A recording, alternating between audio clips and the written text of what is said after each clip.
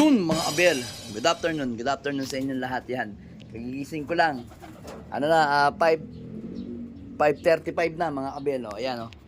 Talagang hinahabol ni Pula si si Miss Rigor, ayan. So ngayon mga abel, meron lang ako babalita sa inyo. So ngayon, araw na to is hindi pa rin nauwi sa atin si Pilantod, yung Pilantod doon sa dulo. Kaso yung ibon na nasa dulo ngayon is si 6'5". Si 6'5", si 6'4", tapos si Rigor. Tapos sino ba sumunod doon na katabi niya? Ito. Ayun yun. Si Pastel, ayun. Nakapatid ni Pula. Yun. Tapos silang dalawa sumunod. So ngayon hindi pa talaga nauwi. Siguro talaga nahirapan siya sa Tagodin. So yun nga. Move on na lang. Meron pa naman tayong 4 na ibon na ikaarga sa BBC. Bale, biga na tayo mga abel. May siya napapagaw-pagaw. Kagigising lang eh. Yan. So yun mga abel, oh. Ito nyo naman yan, oh. Yung mga ibon natin dito.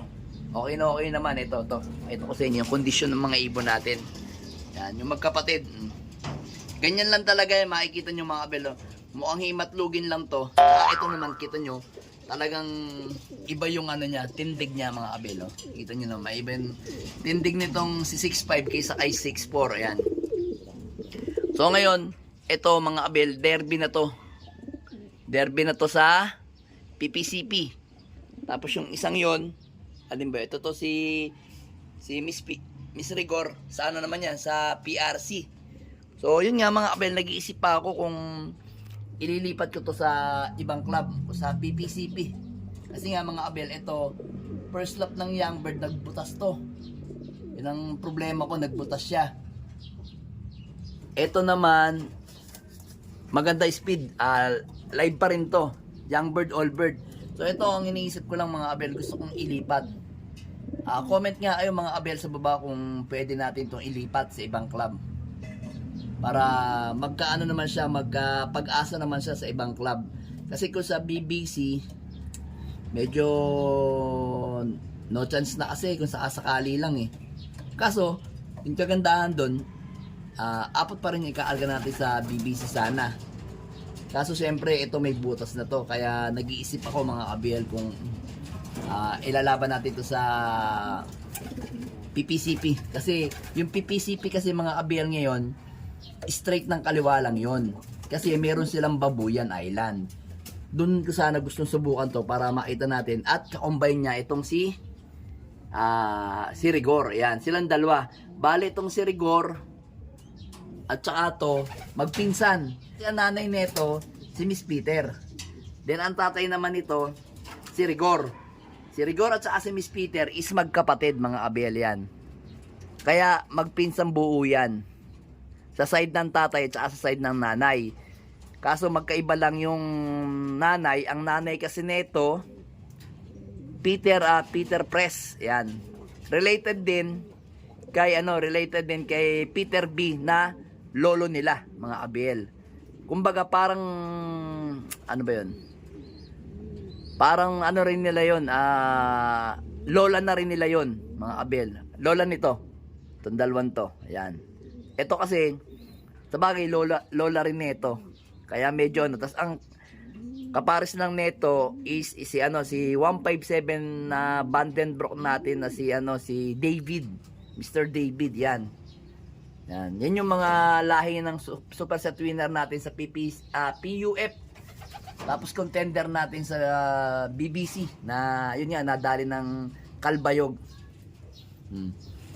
Kaya nag-iisip ako, magdinilay-nilay tayo yan ang kondisyon ng ibon natin. Okay naman, pwede na uling isabak.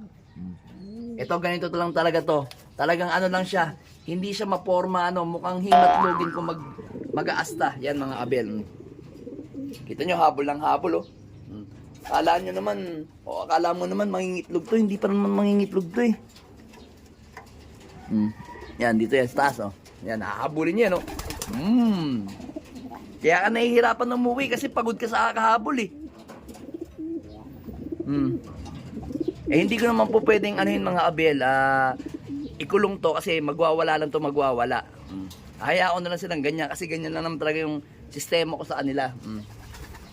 Ano? Gusto na kumain yung mga ibon natin, mga abel. Papakain na rin kasi tayo. So ito, yan mga abel. Itong ibon naman na to, yung si Grisel at saka yung si Maselan, yan yung ano, magkapares. Then ito, asan na yung si Grisel na isa? Ayun yung Grisel na isa, ayun oh. Yung Grisel na isa na yon, ang pinaparisan niya naman is ito. To.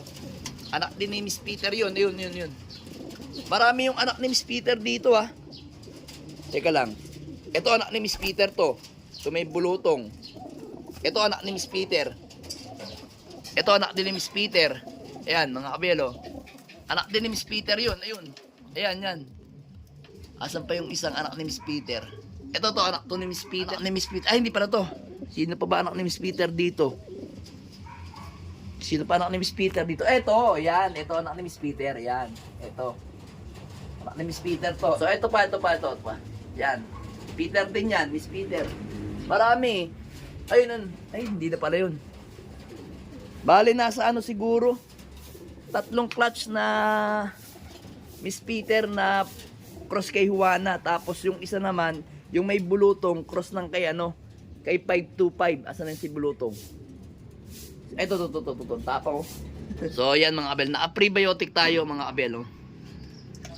Papainom ko lang sa kanila ngayon yan pagkatapos nila kumain, tapos magpe-plain water na ako. So yun mga abel, meron lang akong ibabalita sa inyo na konti. Yan. Baba muna tayo sa ating loop. Kasi magpapakain tayo ngayon ng feeds natin. Yun. Salamat nga pala kay Sir Ronald Gonzales sa napakagandang feeds. Yan. Kalapatid mix yan. Flyer mix at saka breeder mix mga abel. So yun mga abel, nasa mga baba yung ano natin, yung mga hen. Nilipat ko muna. Itinaas ko lang yung mga kak. Kasi yung mga kak natin, ito, nagwawala lagi. Ito si Mr. David, yan. Ito si Juana, ito si Mr. President, Johnson President. Ito pa isa. Ayan, yung apo niya, ayan. Binalay ko muna kasi gusto ko palipat-lipat sila ng pwesto para masanay sila, mga abel. Then ito mga abel, pakita ko lang sa inyo. Kung mapapansin nyo, 4 na lang yung young bird natin dito. So yung isang young bird natin na pinasingsing kay paring Joey, aka Pipoy Sloop, shoutout sa'yo. Nadali siya mga abel. Na-dead siya kahapon. Umaga, kwento ko lang sa inyo, umaga napakalakas. Pinakain ko pa dyan bago ako mag-clock. Tapos pagtingin ko ng mga bandang patanghali, sabi ko ba't parang nalulumpo ka, kako? Ano nangyari sa'yo?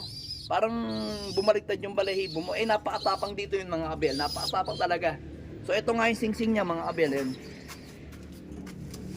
Medyo magbabago yung ano natin, breeding natin kasi magpapahabol tayo. Nalabo. Yan o. PRC. Yan yung singsing mga abel. Nung ating namatay na lahi ni Anson Ong. Lahi ng Anson Ong. Tapos cross yun sa sa Tacloban Finisher. Yan. Sayang yun. Ang gandang ibon. Medyo mas malaki siya dito kay eto si si Drapa Yan. Yan yung Drapa Jostone natin. Yan. Buti hindi ito tinamaan. Binigyan ko agad na yan ng antibiotic sila para siguradong hindi sila tamaan ngayon. Tatapon ko na to kasi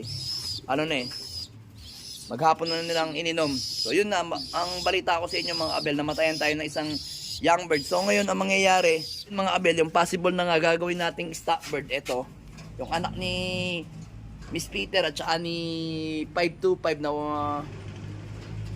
crack natin, crack 52. Halip na stock bird, ililipad muna natin. Wala kailangan siguro sa susunod na clutch na lang, doon tayo kukuha ng stock bird mga abel. Kasi hindi ko naman be-break yan Then ito naman alam ko meron pa ito to. Yan, meron pa tayo isang singsing ito mga abel. Kaya ang mangyayari, halit na mag-i-stock tayo dito sa dalawang to. Ang gagawin natin, sasalpakan muna natin. Ayan nagka-leche-leche yung natin Kumpleto na sana yung young bird natin, nadali lang. Sayang ito pa isa nadali lang. Ito namang isang to, dapat plano ko dito, Yung susunod sanang clutch na ito, dito ko isasalpak. Kaso nga lang, naisip ko baka late na. Yun, isa lang naman, nadagdagan ng isang singsing yung namatay na Anson-ong, sayang. Kaya yung pang-stock na lang sana natin, gagawin natin panlaban, tsaka yun. Yun ang nabalita ko sa inyo mga kabel. So ngayon mga kabel, magpapakain muna tayo ng mga breeder. Kasi anong oras na, hapon na. Ganitong oras tayo nagigising So yung mga ibon natin dito, hindi natin pinalipad yung mga nakalaban natin. So pahinga sila hanggang bukas. Pero ganitong oras o tanghali, bukas ng Tuesday, magpapalipad na tayo sa mga ibon natin, sa mga nakalaban natin. Pero for the meantime, magpakain muna tayo sa kanila. Alright, let's go!